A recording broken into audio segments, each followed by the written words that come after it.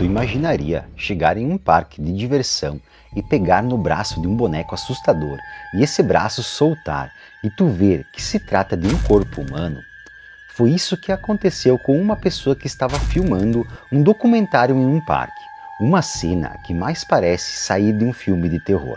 Mas a história por trás é real e muito sombria. Seja muito bem-vindo à Noite Misteriosa, eu sou o Kleber e o caso de hoje é de arrepiar.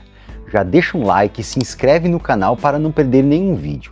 Eu vou começar contando a história de Elmer, que parece ser uma história comum, mas tu vai te surpreender com o que aconteceu com ele após sua morte.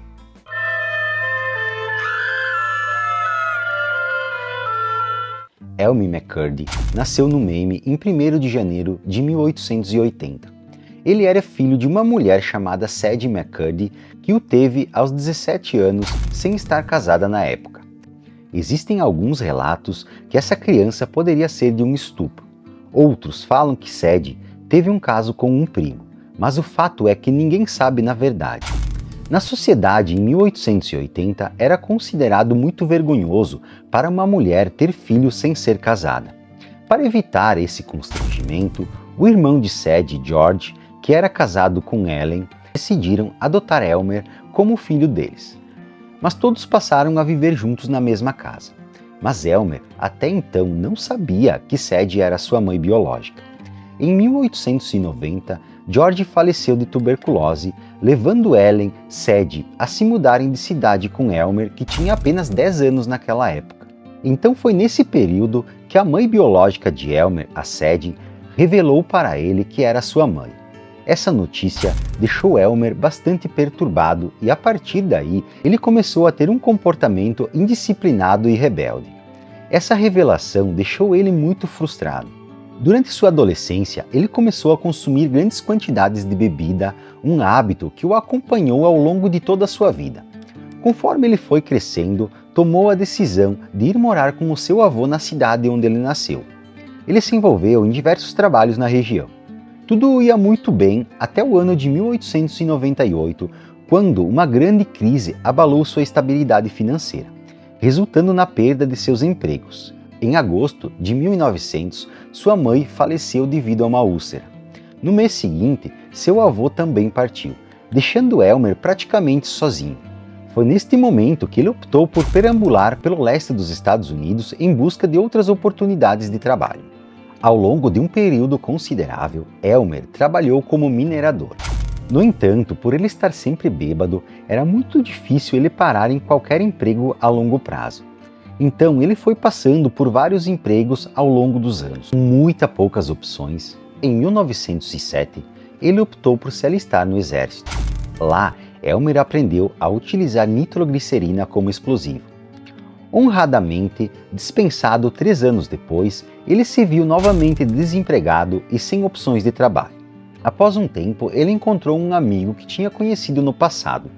Foi então que eles resolveram entrar na vida do crime. A carreira de Elmer como ladrão de bancos e trens teve início. Essa carreira não foi bem sucedida, pois seus roubos eram muito mal executados. Em primeiro lugar, ele tentou incorporar o treinamento em nitroglicerina nos assaltos, mas nunca conseguia determinar a quantidade correta a ser usada. Ele mudou-se para Oklahoma um tempo depois e com mais 3 amigos decidiram assaltar um trem. Descobriram que o trem possuía um vagão com um cofre contendo muito dinheiro. Eles conseguiram parar o trem com êxito, localizaram o vagão e encontraram o cofre. Elmer aplicou nitroglicerina na porta do cofre para detoná-la. Porém, utilizou uma quantidade excessiva, resultando na completa destruição do cofre durante a explosão, assim como a maior parte do dinheiro que tinha dentro. Eles conseguiram roubar apenas algumas moedas, mas a maioria delas havia derretido ou se fundido na porta do cofre. Pouco tempo depois, decidiram assaltar um banco. Eles passaram 2 horas tentando quebrar a parede com um martelo. Depois, Elmer colocou uma carga de nitroglicerina no cofre externo do banco. A explosão conseguiu abrir a porta, mas não detonou o cofre interno.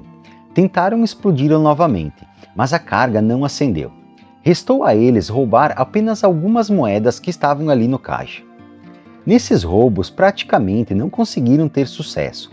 Então ele decidiu assaltar outro trem. No dia 4 de outubro de 1911, Elmer e mais 3 amigos tinham certeza que esse seria o roubo perfeito. Mas eles erraram novamente, pois pararam o trem errado. Era um trem de passageiros e não um trem de cargas. Conseguiram roubar apenas 40 moedas, 2 garrafões de uísque, um revólver, um casaco e um relógio do condutor do trem. Um jornal na época chamou o evento de um dos menores da história do roubo de trens, devido à quantidade mínima de dinheiro roubado. Elmer ficou bastante chateado com a situação e retornou ao rancho onde estava escondido. Mas o que ele não sabia é que os policiais ofereceram uma recompensa por sua captura. Todos estavam atrás dele, incluindo seus colegas, até que um dia os policiais decidiram agir e conseguiram localizar Elmer em um galpão de feno usando cães de caça. Eles cercaram o local e aguardaram até o amanhecer. Quando Elmer percebeu a presença dos policiais ao seu redor, iniciou-se um confronto armado, que durou 1 hora até que os policiais conseguiram matar Elmer. Seu corpo foi levado para uma agência funerária e nunca foi reclamado. O proprietário da funerária, Joseph Johnson, decidiu embalsamá-lo e vesti-lo com um terno, guardando o corpo nos fundos da funerária. Como ninguém veio procurá-lo, Joseph aproveitou a situação, afirmando que só liberaria o corpo quando alguém pagasse pelos seus serviços. Além disso, Joseph resolveu mostrar o corpo para ganhar dinheiro. Afinal, todo mundo estava muito curioso sobre a história desse criminoso que nunca tinha sido pego, mas que agora estava embalsamado. Então, ele vestiu o cadáver com roupas comuns, colocou uma arma na mão dele e o posicionou no canto da casa funerária. Por 1 centavo, as pessoas podiam visitar o tal criminoso, tornando-se uma atração muito popular. Com tudo isso, chamou muito a atenção de circos itinerantes que queriam aquela atração em seus espetáculos. Joseph recebeu várias ofertas para vender Elmer, mas recusou todas, afinal ele estava ganhando dinheiro com isso. Ele usava a desculpa de que só estava ali esperando por algum parente aparecer, mas claro que era mentira. Então, em 6 de outubro de 1916, um homem que se autodenominava Enver entrou em contato com Joseph, alegando ser irmão de Elmer. Esse indivíduo já havia contatado tanto o xerife de Oklahoma quanto um advogado para conseguir recuperar seu suposto irmão. No dia seguinte, esse suposto irmão apareceu na funerária com outro indivíduo que afirmava ser o outro irmão de Elmer. Joseph não teve opção senão entregar o corpo a eles, já que ele sempre alegava que estava aguardando algum parente. Elmer foi colocado em um trem, supostamente com destino a São Francisco. No entanto, o destino real era o Kansas. Os 2 homens, na verdade chamados de James e Sharpson, eram donos de um circo chamado Great Patterson Carnival Shows, um circo itinerante. Eles estavam enganando, fingindo ser os irmãos de Elmer apenas para obter o corpo. O corpo de Elmer foi apresentado como um bandido que nunca seria capturado vivo durante esse circo itinerante até 1922. Ele permaneceu lá por 6 anos antes de ser vendido para outro homem, chamado Louis Sonney. Esse novo museu havia reproduções de criminosos famosos feitos de cera. Em 1933, o museu foi adquirido por um cineasta chamado Daryl Esper, que tinha a intenção de promover um filme sobre a exploração de narcóticos. Ele tomou a decisão de exibir o cadáver em cenários do cinema, alegando que a pessoa era um viciado em drogas falecido. Inventou uma história no qual o indivíduo chamado Elmer teria tentado assaltar uma farmácia para financiar seu vício. Quando Esper adquiriu o corpo de Elmer, ele já estava mumificado, com a pele enrugada devido à decomposição. Após uma apresentação com o diretor Louis Sonney, o antigo proprietário do museu já falecido, o cadáver estava programado para retornar ao Museu do Crime. No entanto, o filho de Sonney vendeu para outra pessoa. O corpo foi exibido em uma exposição no topo do Monte Rumor, mas acabou sofrendo danos devido ao vento, perdendo as orelhas e os dedões. O cadáver foi devolvido, mas decidiram que estava em estado tão deteriorado que não poderia mais ser exibido.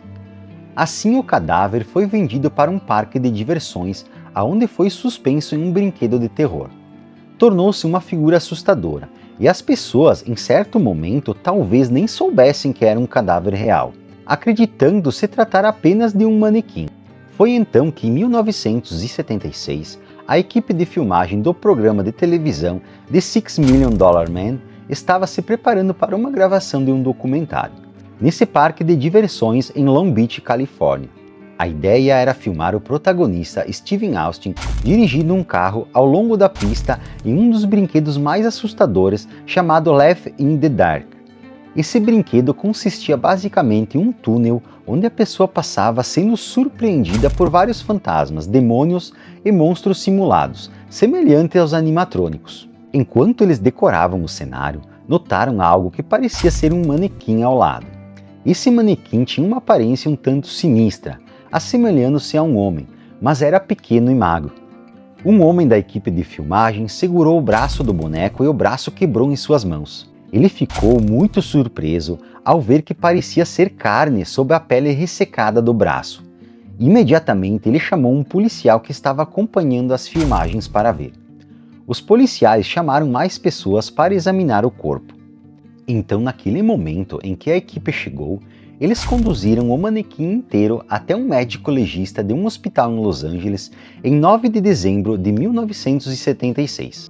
O médico legista, Joseph, realizou uma autópsia e ficou surpreso ao descobrir que se tratava de fato de um corpo humano. Ele conseguiu determinar que o homem havia falecido devido a um disparo no peito. O corpo estava completamente endurecido, revestido de cera e com uma camada de tinta.